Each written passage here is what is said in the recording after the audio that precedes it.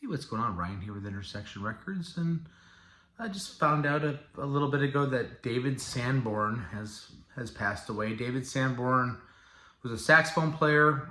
He was a session guy, played on hundreds and hundreds of albums in the 70s and 80s.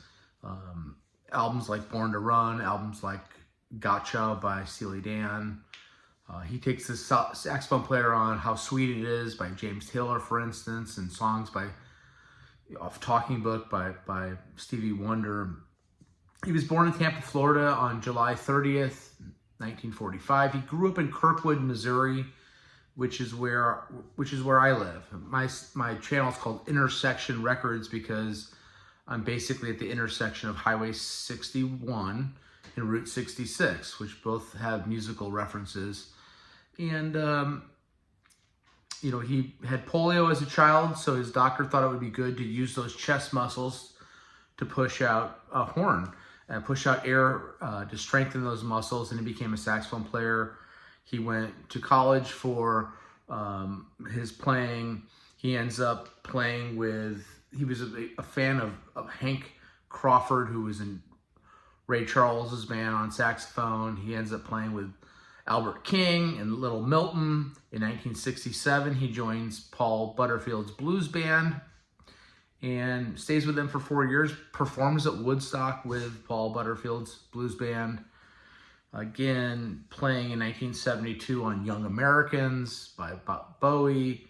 He was really everywhere. He was one of the guys, him and Michael Brecker were the two guys that were on everything in the 70s from pop. He also did his own stuff. So in 1975, he put his first solo album, Taking Off, out. That featured Steve Gadd on drums, the Brecker Brothers. He was in the Brecker Brothers for a while and really was influenced by Michael Brecker for sure.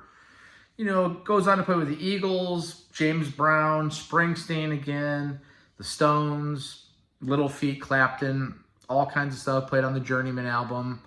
In fact, a little side note, my band, Lords of Insanity, our guitar player, Kevin, lived in David Sanborn's house. He owned that home, and at one point, Sanborn was out front of his house, and he said, "Who are you?" He's like, I'm Dave Sanborn. I used to live in this house. And Kevin took Sanborn down into his basement, which is a jam space that we used to practice in a little bit.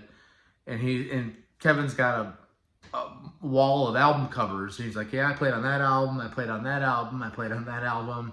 And he was just a guy that was a Swiss Army knife player, could adapt to pop stuff and rock stuff. He could really do it all, along with playing with people like Joey DeFrancesco and great jazz players, Steve Gadd again. They had a trio in the 90s and 2000s. George Duke he played with. He was one of the greats. He's passed away now at the age of 78. Great player, and rest in peace, David Sanborn. You are one of the great players who made the Linda Ronstadt albums and all these albums great in the 70s. That saxophone that was used a lot during that part of the rock era, and it was cool. Added that finishing touch off on great songs. So peace to you, rest in peace, peace out. See you later.